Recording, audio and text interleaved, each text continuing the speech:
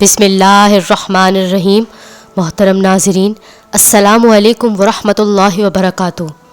تکبر کی سزا دنیا میں جلدی ملتی ہے، اللہ تعالیٰ حفاظت فرمائے۔ ایک بڑا زمیندار آدمی تھا۔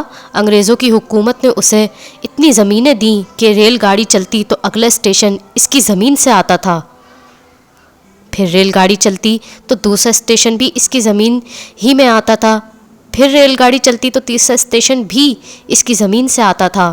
گویا ریل گاڑی کے 3 اسٹیشن اس کی زمینوں میں آتے تھے۔ وہ اربوں پتی آدمی تھا، اس کا عالیشان گھر تھا، خوبصورت بیوی تھی اور ایک ہی بیٹا تھا۔ اس کی زندگی ٹھاٹھ کی گزر رہی تھی۔ وہ ایک مرتبہ اپنے دوستوں کے ساتھ شہر کے ایک چوک میں کھڑا آئس کریم کھا رہا تھا۔ اسی دوران اس کو دوستوں نے کہا کہ آج کل کاروبار اچھا نہیں ہے، کچھ پریشانی ہے اور ہم مصروف رہتے ہیں۔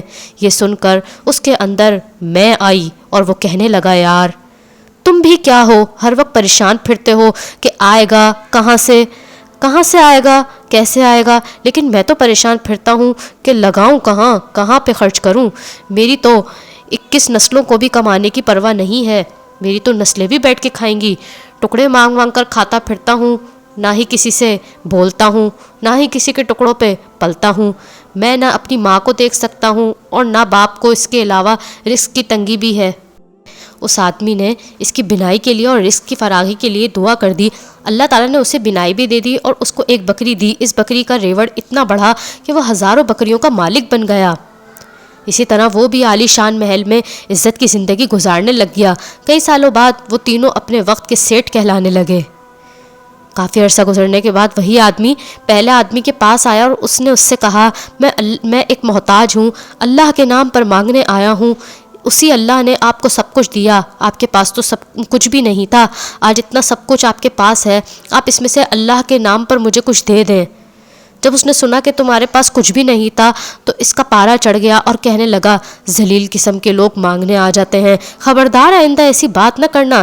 میں امیر، میرا باپ امیر، میرا پردادا امیر، ہم تو جدی پشتی امیر ہیں، تم کون ہوتے ہو بات کرنے والے کہ تمہارے پاس کچھ بھی نہیں تھا؟ چلو جاؤ یہاں سے ورنہ میں جوتے لگواؤں گا تمہیں۔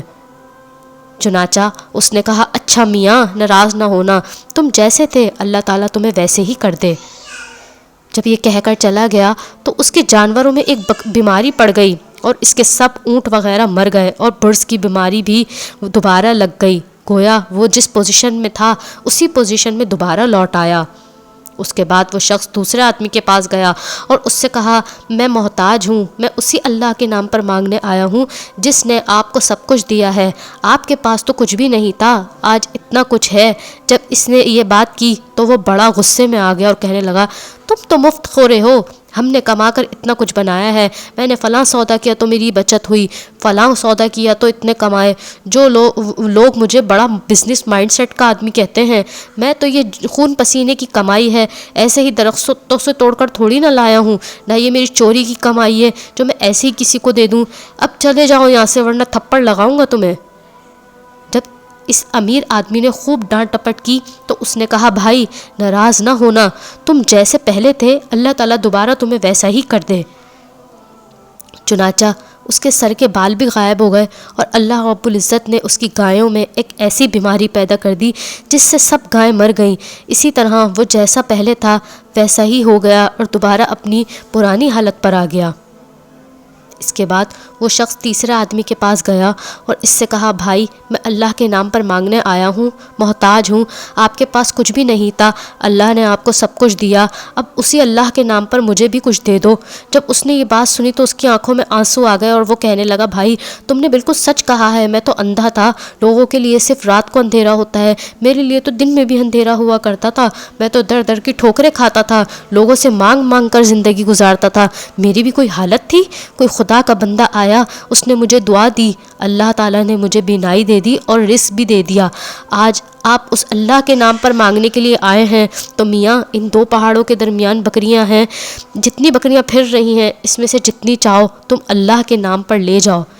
جب اس امیر آدمی نے یہ بات کی تو مخاطب کہنے لگا مبارک ہو، میں تو اللہ تعالیٰ کا فرشتہ ہوں، اللہ تعالیٰ نے مجھے 3 بندوں کی طرف آزمائش کے لیے بھیجا تھا، ان کی آزمائش بنا کر بھیجا تھا، 2 تو اپنی بنیاد کو بھول گئے ہیں مگر تم نے اپنی بنیاد کو یاد رکھا ہے، اللہ تعالیٰ تمہارے مال میں اور زیادہ برکت عطا فرمائے۔ چنانچہ کہتے ہیں کہ وہ آدمی بنی اسرائیل میں سے بڑا امیر کبیر آدمی تھا۔ ثابت ہوا کہ بندہ اگر اپنی اوقات اور بنیاد کو یاد رکھے تو اللہ تعالیٰ بھی اس میں برکت دیتے ہیں۔ اللہ تعالیٰ ہم سب کو تکبر سے بچنے کی اور نیکیاں کرنے کی توفیق عطا فرمائے اور ہر آزمائش پہ ثابت قدم رہنے کی توفیق عطا فرمائے، آمین۔